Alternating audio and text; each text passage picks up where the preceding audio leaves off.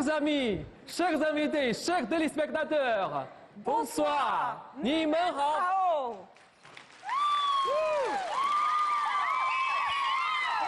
Nous sommes là pour célébrer 55 ans d'amitié franco-chinoise, 55 ans de relations diplomatiques entre la France et la Chine.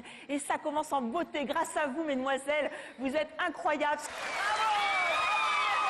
L'amitié franco-chinoise est sans aucun doute un poème émouvant. Alors, une soirée placée sous le thème de la danse, vous l'aurez compris, de la poésie et du kung-fu. Ce soir, nos deux pays vont partager pensée, sentiments et amitié.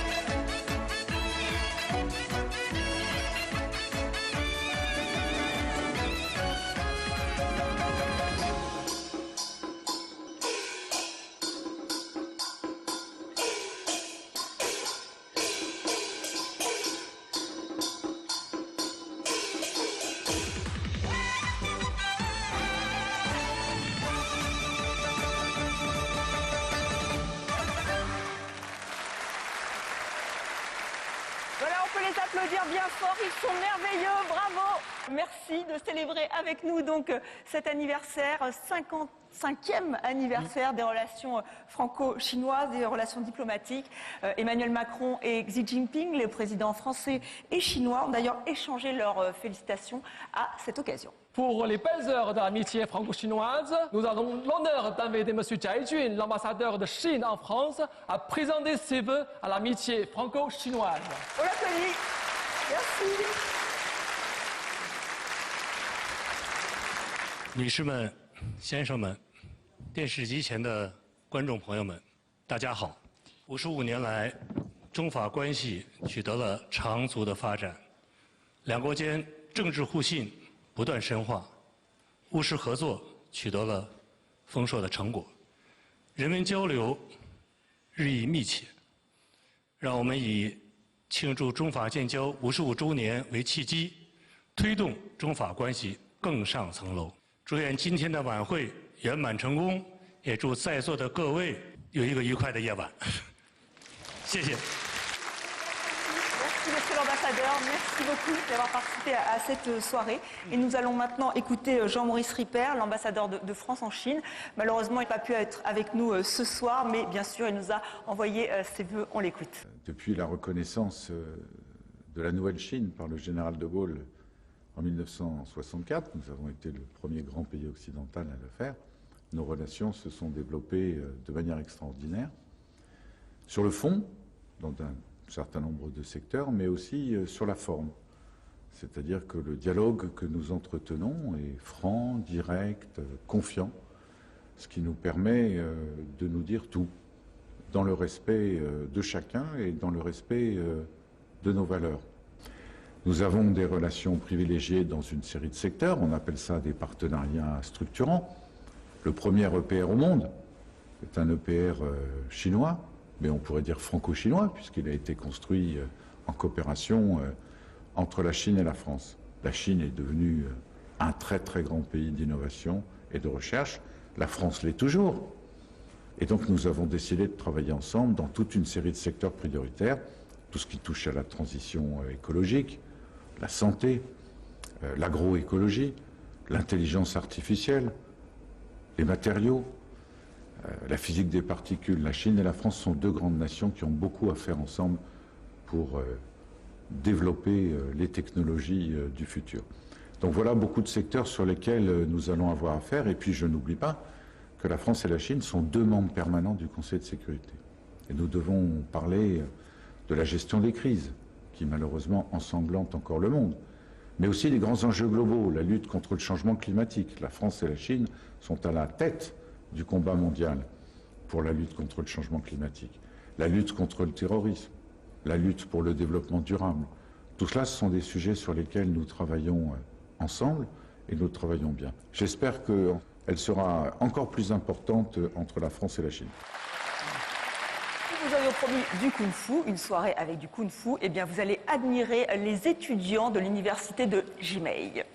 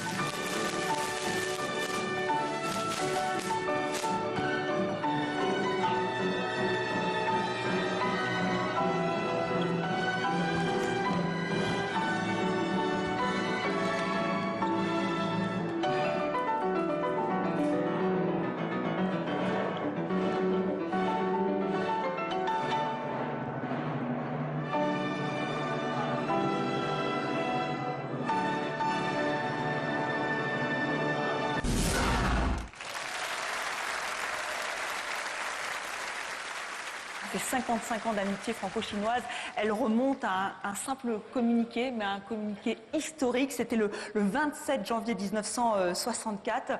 Ce communiqué, et bien dans ce communiqué, le général de Gaulle reconnaissait officiellement la Chine nouvelle, la Chine populaire. Et donc on va faire un peu d'histoire avec nos invités, puisqu'on va parler du général de Gaulle, évidemment, mais aussi de Georges Pompidou, premier chef d'État étranger à se rendre en Chine. C'était en 1973.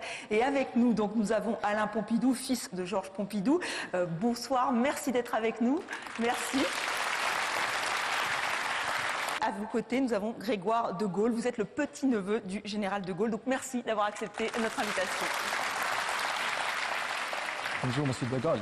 Donc, que pensez-vous de la décision du général de Gaulle d'établir des relations diplomatiques avec la Chine? J'étais très jeune à l'époque où cette décision a été prise. Je pense que c'était la bonne décision qu'il fallait faire. Et maintenant, je pense que personne n'a remis en cause cette décision aujourd'hui. Je pense que le général de Gaulle a pris la bonne décision, en reconnaissant les relations diplomatiques entre la France et la République populaire de Chine.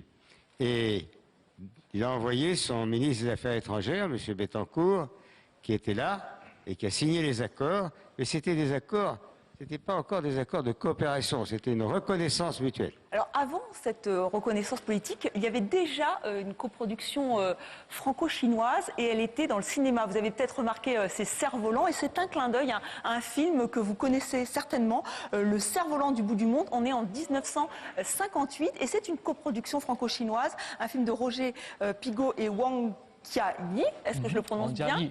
Voilà. Alors on va voir quelques photos où on va reconnaître les jeunes acteurs franco-chinois qui ont participé à ce très joli film. Il y avait aussi le Premier ministre Chun En-lei qui a posé avec les jeunes enfants. Et alors on va en profiter d'ailleurs pour lancer un appel puisque nous sommes regardés dans toute la Chine et dans le monde entier aussi grâce à TV5 Monde parce que nous avons envie de retrouver ces jeunes acteurs français et chinois, savoir ce qu'ils sont devenus. Alors si vous nous regardez, eh bien sachez que nous vous recherchons. Donc je suis sûre que grâce à nos médias respectifs, respectifs, on pourra vous retrouver. Donc voilà, l'appel est lancé. Mais je me tourne maintenant vers vous, Alain Pompidou, puisque vous aussi, vous êtes allé en Chine. Vous êtes très lié avec la Chine. Pourquoi? Je vais régulièrement en Chine depuis 25 ans. Parce que en 1973, le président Pompidou, invité par le président Mao, s'est rendu à Pékin, puis à Datong. Il y a les plus belles grottes. C'est le Premier ministre, Chou En-lai, qui accompagne le président Pompidou à Datong pour visiter les grottes de Guodong.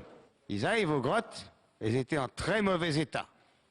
Le président Pompidou dit au Premier ministre Chou En-lai, il faut restaurer, ça s'abîme. Il y a des bouddhas magnifiques, des peintures magnifiques, il faut restaurer. Et le Premier ministre Chou En-lai s'adresse au directeur du centre culturel et lui dit, alors il faut combien de temps? Le directeur dit, il faut 5 ans. Et le Premier ministre Chou En-lai a dit, dans 1 an ça doit être fait, ce sera le Parti populaire qui va payer, et dans 1 an c'était restauré grâce à Georges Pompidou. Merci pour cette anecdote, et je pense que vous avez dû être ému de retourner là où votre père, effectivement, était allé. Vous y êtes allé la première fois, c'était en 78, c'est ça? C'est ça. Et vous y retournez parce que vous êtes passionné par ce pays? J'ai eu l'occasion d'abord d'avoir ce goût de la Chine parce que mon père a été un des premiers industriels français à faire organiser des expositions en Chine en 64 et 65. Et à l'occasion de ces visites, quand il revenait en France, il nous racontait ses expériences, nous montrait ses films de voyage et toutes ces anecdotes. Et donc, on a tous très rapidement dans la famille eu le goût de la Chine. Voilà, passionné de Chine. Merci à tous les deux. Et vous savez que évidemment, que tout le monde le sait, que De Gaulle et Mao Tse-tung ne se sont jamais rencontrés, mais par la magie d'artisans, nous avons réussi à recréer cette poignée de main 55 ans après ce communiqué historique, on l'a dit, grâce à un découpage que de jeunes femmes ont fait. Alors voilà, les jeunes filles arrivent pour déjà vous montrer voilà, célébrer cet anniversaire et aussi cette poignée de main très symbolique. Merci. Merci beaucoup. Voilà, 55 ans. Voilà, maintenant je vous emmène à la découverte du Yunnan. C'est l'une des plus belles provinces de Chine et ça va être au son du roulosseux. C'est un instrument typique de cette région, de cette province. Et donc celui qui va jouer de cet instrument très typique, il est français, il est avec nous, il s'appelle Olivier Guédon et on va vous écouter jouer.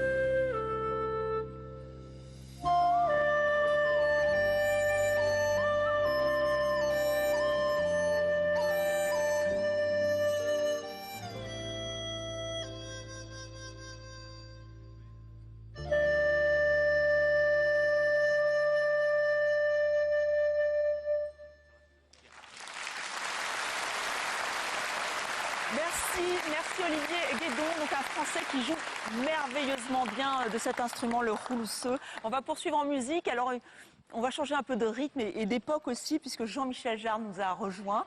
Bonsoir, merci d'être avec nous. L'un des compositeurs français les plus connus au monde. Alors, c'est vrai que vous, c'est plutôt de l'électro. Peut-être que vous utiliserez cet instrument pour dans une... Je l'ai utilisé. Vous l'avez déjà utilisé, d'accord. Au cours du premier concert que j'ai donné en Chine, justement. On va revenir sur vos concerts et à vos côtés, Jean-Luc Ronel, ancien attaché culturel de France en Chine. Vous êtes connu dans cette ancienne vie. Merci Bonsoir. d'être avec nous. Oui, bonsoir. Évidemment, vous imaginez que quand on a 26 ans, comme je les avais à l'époque, Participer à la venue de Jean-Michel Jarre en Chine, c'était évidemment une grande émotion. Jean-Michel avait fait son premier concert en France en 1979 et en 1981, il se retrouve en Chine. Voilà, vous retrouvez en Chine, donc pour ce concert, pourquoi avoir choisi la Chine ? Alors en fait, c'est pas du tout moi qui ai choisi la Chine, c'est la Chine qui m'a choisi. En fait, en 1980, en fait, avec la volonté du pays de vouloir s'ouvrir vers l'Occident, en fait, la radio chinoise a décidé de choisir une musique et ils ont passé pour la première fois la musique de mes premiers albums de Oxygène et Equinox, ce qui a été effectivement une révolution dans la radio chinoise. Des gens m'ont raconté que des étudiants attendaient, c'était un vendredi à 15h que la radio passait, et qu'en fait les gens attendaient devant leur poste de radio cette musique qui venait pour le coup vraiment de l'espace là. Alors je vous propose de nous replonger en 1981 pour ce concert mémorable, donc votre premier concert en Chine, la Chine qui vous avez choisi.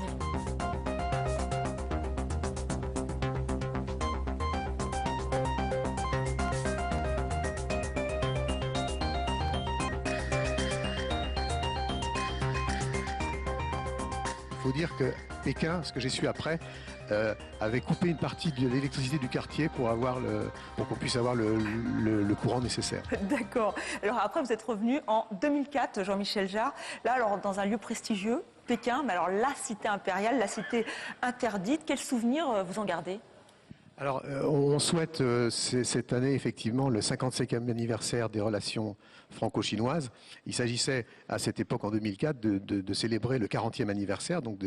Et c'était dans le cadre de l'ouverture de l'année de la France en Chine, puisque le président Chirac, avec les autorités chinoises, m'avait demandé, en fait, d'ouvrir cette année avec un concert dans un lieu tout à fait extraordinaire, puisque la première partie a eu lieu dans la cité interdite et la deuxième partie a eu lieu sur la place Tiananmen, puisque c'était en direct sur CCTV. Il fallait que je passe d'une scène à une autre en direct, et donc le seul moyen c'était de passer par la porte de la cité interdite. Donc on discute avec les autorités chinoises, et en fait l'idée c'était de passer en voiture. Et on me dit, bah non, c'est pas possible, puisque la dernière personne et la dernière voiture qui est passée à travers la porte de la cité interdite, c'était celle du dernier empereur. Et un peu par provocation, je dis, bon, on peut peut-être passer à moto. Ils me disent, bah oui, c'est une très bonne idée. En fait, j'ai traversé en direct la porte de la cité interdite pour aller jouer sur la place Tiananmen dans un sidecar à travers la porte, ce qui était quand même un moment historique pour moi.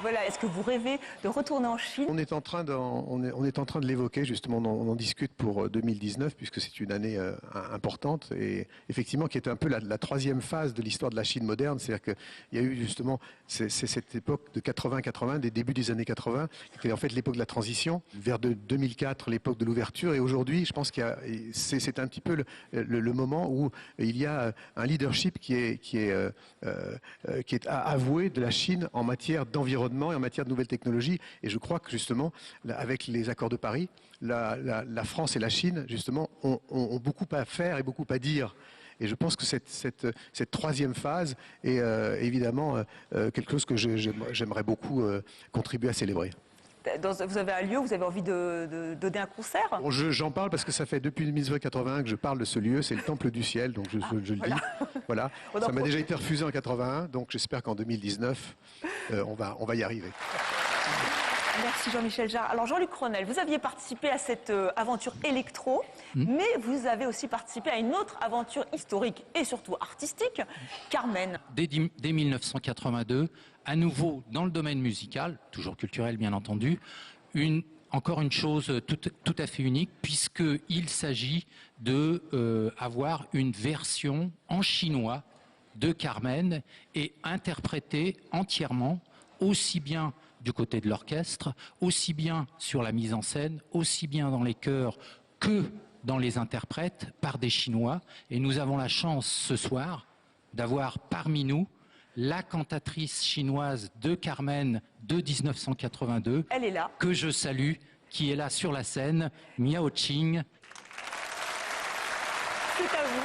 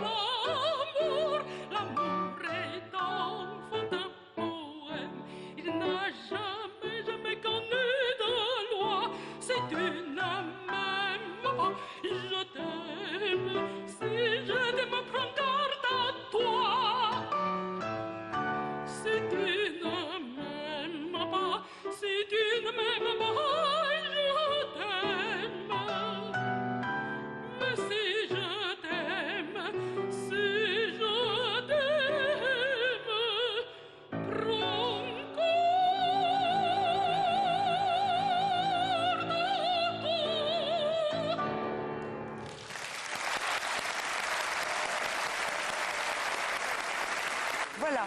Alors Gérard Depardieu vient de nous rejoindre. Il est là pour fêter ce 55e anniversaire des relations franco-diplomatiques. Merci d'être avec nous, Gérard Depardieu. Vous êtes l'un des plus grands acteurs français, chanteur aussi. Alors peut-être pas Carmen, Barbara plutôt. Oui, Barbara, oui. Et vous êtes aussi un ami de la Chine. Alors pourquoi êtes-vous séduit par la Chine? Comment s'est créé ce lien? Oh ben, ça fait longtemps. Et moi, j'aimais beaucoup le grand timonier Mao Tse-tung. J'aime beaucoup la Chine. Et puis j'aime beaucoup la calligraphie, le mandarin, bien que je ne parle pas. Et puis j'aime beaucoup cet immense pays. Les premières fois que je suis allé, il y a à peu près 35 ans. Mais j'adore la Chine, j'adore son président aussi. Et puis c'est vrai que j'y vais souvent. On vous voit ici avec ces jeunes enfants qui vous tirent le nez. Je crois que votre surnom, c'est le grand nez là-bas, c'est ça? Oui. On m'appelle Gros Nez. Gros nez. Grand Nez ou Gros Nez. Et je dois dire que j'aimais aussi ça. Mais la Chine, c'est surprenant. Mais c'est merveilleux, la Chine. C'est extraordinaire. Et en plus, j'adore Lao Tse et aussi Confucius, parce que je trouve que ses écrits sont formidables. Enfin bref, ça me plaît beaucoup. Un très grand acteur chinois qui est avec nous. Vous allez pouvoir admirer, c'est vrai que c'est un peu la soirée des cadeaux. Donc ils sont en train de dessiner. Et notre grand acteur chinois va vous rejoindre alors avec la calligraphie. Alors, et on va vous présenter Tang Guoqiang. Bonsoir, merci d'être avec nous. Deux grands acteurs réunis pour cette soirée de gala. Bonsoir. 唐老师你好，我们知道唐老师饰演过很多的角色，令人印象最为深刻的就是饰演了毛泽东主席。那么今天我们看到唐老师也写了一副春联啊，我们来看写了什么？哎，看一下，哎，恰逢盛世，朱如相，喜庆新春于化龙。好，于化龙。 这3个字特别熟悉，如果我没有记错的话，好像是您出演的一部电影的一个角色的名字。这就是我1975年第一部电影，也是我的处女作，男主角的名字叫于化龙。你好，你好，我很小就看过他的片子。Quand il était petit, il regarde votre film. Oui. Il est votre fan. 印象非常深刻。 Il est votre fan, donc très impressionnant. 我看过他罗丹的情人。Il a dit qu'il a vu votre film, s'appelle L'amour de Rodin. Rodin, yeah? Rodin, oui, Camille Claudel. Oui, merci beaucoup. 我知道他有在我们国内非常熟悉，叫他大鼻子情圣。大鼻子情圣，comment on dit en français, Cigado de Cyrano de Bergerac. Oui, le c'est nez. ça. De Bergerac, Le le nez nez. qui la carte, voilà. Ce nez qui vient. 希望你能够到中国去，你有很多这个影迷。 J'espère qu'un jour vous allez en Chine parce que vous avez beaucoup de fans en Chine. Mais j'y vais très souvent. Je vais très souvent en Chine. 他说他经常去。 Ah oui, oui, j'ai rencontré Chen Kaige, Yang Zimu, beaucoup d'artistes chinois. Non, non, j'adore la Chine. Mais un jour, j'irai te voir là-bas pour faire de la calligraphie. 那我今天写的春联儿就送给这大鼻子情圣了。 Oui, ok. Donc c'est un cadeau pour vous aujourd'hui. Très bien. 好，谢谢唐老师，也谢谢大鼻子情圣的帕迪约，谢谢 ，merci Si vous beaucoup。 voulez bien vous asseoir en... Voilà. 那么唐老师，我们今天的这个晚会的主题是舞狮舞。那么对您来说，您想给我们表演一段舞蹈呢，还是来一段武术呢，还是来一首诗歌呢？ 应该说很巧，我刚刚在国内完成了一部电视剧，叫《外交风云》，我就有幸，40多次扮演这个主席的形象。那么这其中就有一个章节，很重要的章节，就是中法建交。啊，希望这部电视剧将来有机会能够跟大家见面。主席是一个外交家、政治家、军事家，同时他也是一个诗词家。 那么给大家朗诵一首毛主席的诗词《卜算子·咏梅》。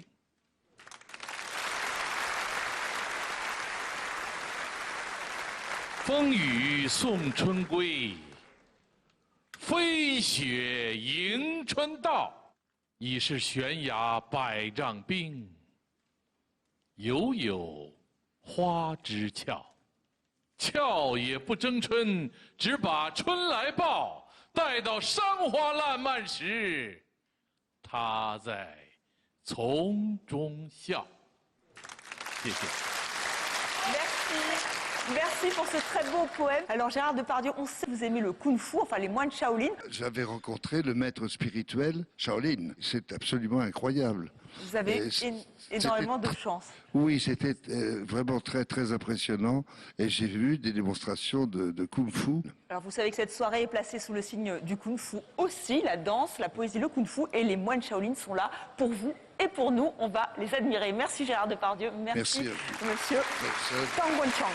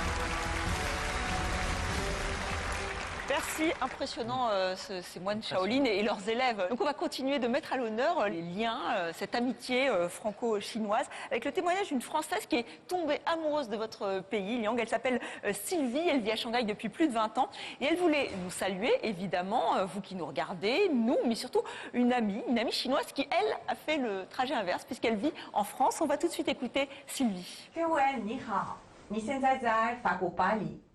我呢，我在中国上海。我希望你把你的最棒的演出给大家看。Voilà Sylvie qui s'adressait à Cohen qui est avec nous, qui est donc une grande pratiquante de tai chi et elle est entourée de personnes qui font du tai chi. Hein. Vous connaissez le tai chi et il y a notamment un grand maître qui est aussi à ses côtés. Donc voilà, on va vous admirer faire du tai chi.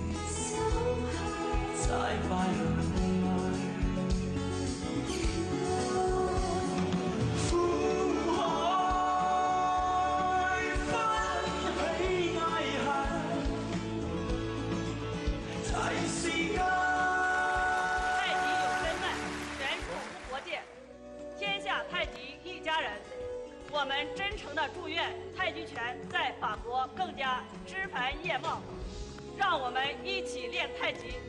陈家沟时刻欢迎您。那么，其实，在法国呢，也有一种传统的格斗技术，它叫做赛法斗。赛法斗这项运动呢，与中国武术这个有非常多相似的地方，特别它在这个对于全民健身这一项来说，它有积极的一个作用。因为赛法斗在这个轻赛法斗中，它讲究的是点到为止，而恰恰我们中国功夫的最高境界就是点到为止。由于它非常优雅，所以呢，受到了中国青少年和大学生的喜爱。La savate, c'est quand même un sport français à l'origine, c'est ça? Oui, c'est un sport français, mais maintenant c'est dans le monde entier. Pourquoi c'est un sport français? Parce qu'il s'est passé une grande chose en France, la Révolution française. Avant la Révolution française, les aristocrates, les nobles, surtout les nobles, pouvaient se promener avec une arme dans la rue, une épée. Et après la Révolution, ça a été interdit, tous les privilèges ont été interdits. Il a fallu qu'ils apprennent à se défendre. Et donc, il y a eu aussi des échanges commerciaux déjà à cette époque-là qui existaient entre la Chine, l'Europe, etc. Et des techniques de poing sont arrivées, des techniques de pied surtout sont arrivées en France. Qui est né en France, évidemment, vous l'avez expliqué, mais qui s'exporte très très bien. La Chine apprécie beaucoup ce sport. Pourquoi? Parce que c'est proche des arts martiaux? Alors c'est très proche, entre autres, du kung-fu. Parce que le kung-fu boxe debout, ils ont une forme qui ressemble énormément à la savate.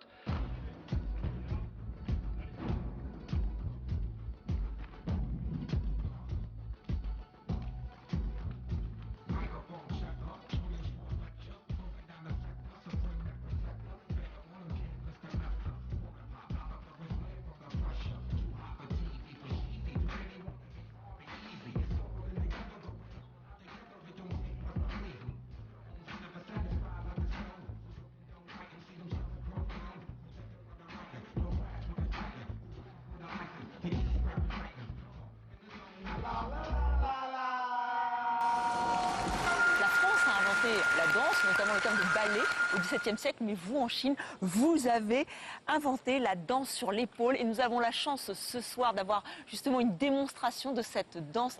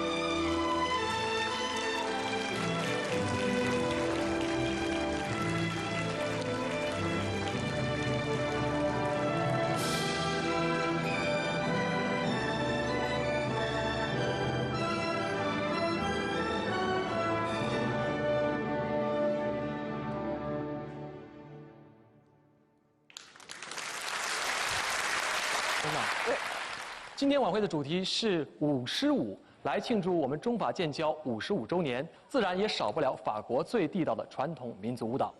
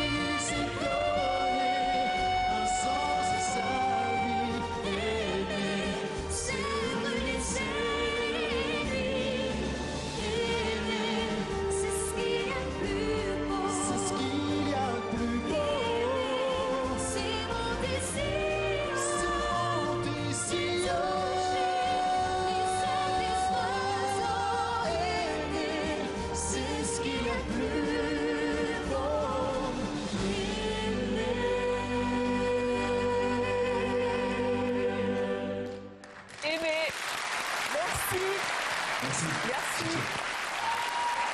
beaucoup. Bravo. Merci.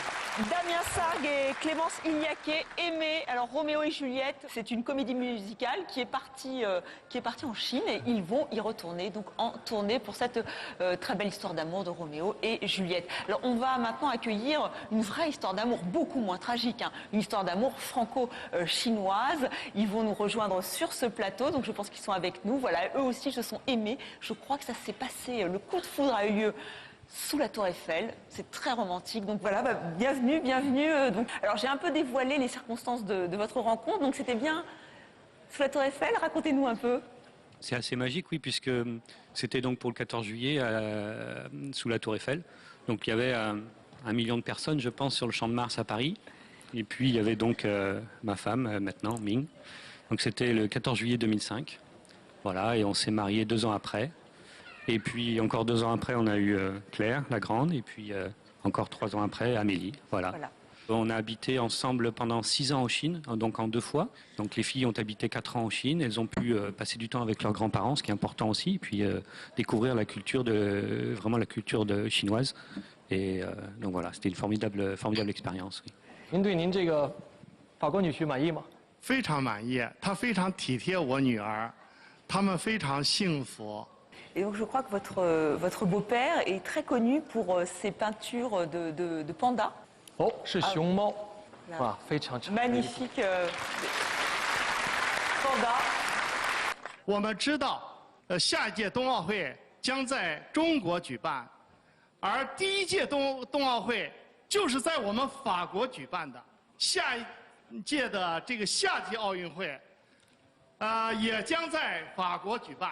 祝愿 中国的冬奥会和法国的夏运会都获得圆满成功。谢谢您。Vous travaillez dans le domaine nucléaire aussi? Oui, effectivement, oui, je travaille chez EDF. Donc c'est une entreprise qui a des relations depuis très longtemps avec la Chine, puisque on a construit une centrale dans le sud de la Chine dans les années 80, donc à Dayabei. Et moi, je reviens donc du projet Taishan, qui est aussi dans le sud de la Chine, dans le Guangdong. Et c'est une centrale qui a démarré cette année, enfin en 2018. Voilà, donc le partenariat France-Chine est pleinement actif entre EDF et CGN, donc électricien du sud de la Chine. Voilà. On a un collègue là, qui est là aussi, qui a travaillé en Chine quelques années.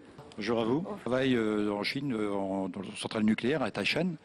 Et j'ai quitté la Chine en mars 2018. On a pu partir, mon épouse et moi, en Chine pendant 5 ans, où on a vraiment fait des très belles rencontres avec les Chinois. Et c'est vraiment un peuple extraordinaire et travailleur.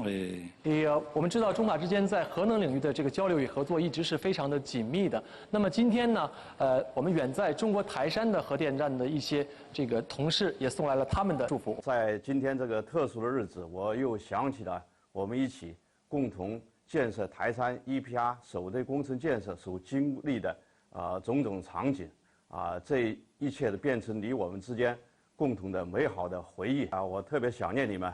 嗨，李府，我是周国强，还记得我们一起在柴油机厂房工作的日子吗？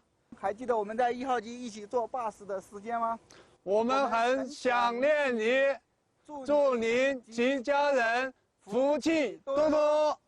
曾经在台山工作过的法国朋友们，我们很想念你们。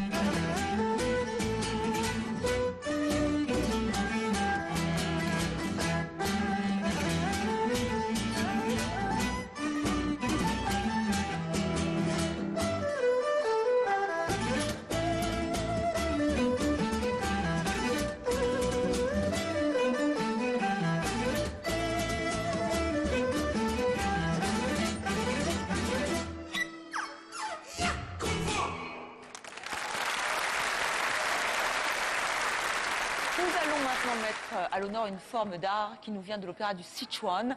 Il s'agit du Bianlian. Bianlian.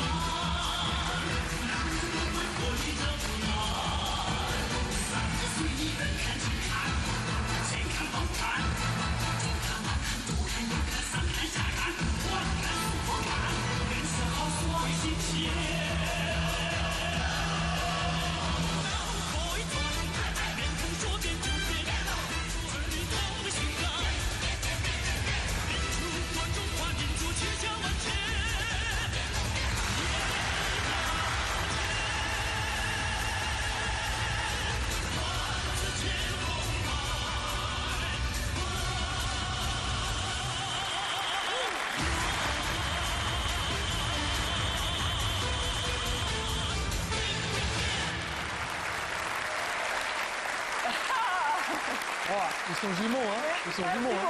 Voilà. Ils sont jumeaux. Là, c'est pas un masque. Bravo. 接下来，再让我们一起欣赏一首由中法两国孩子们共同演唱的歌曲《大海故乡》，就让中法两国孩子载歌载舞，共同收获这份中法的友谊。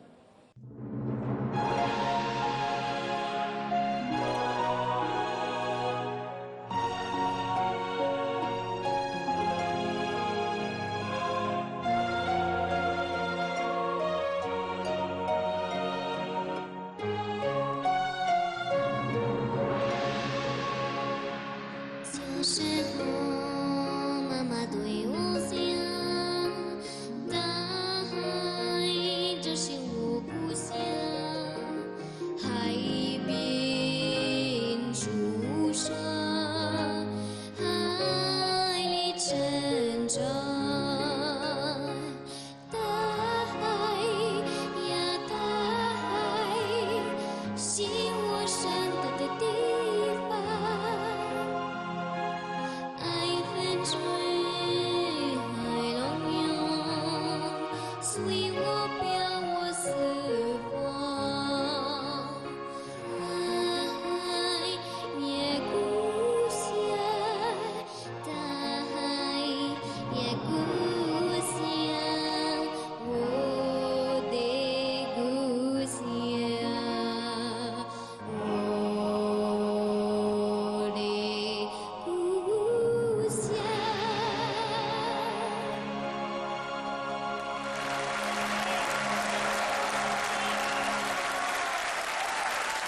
中法两国的精彩演出，让我们想到了中国的写意山水和法国印象派的绘画音乐，各有各的韵致，各有各的风采。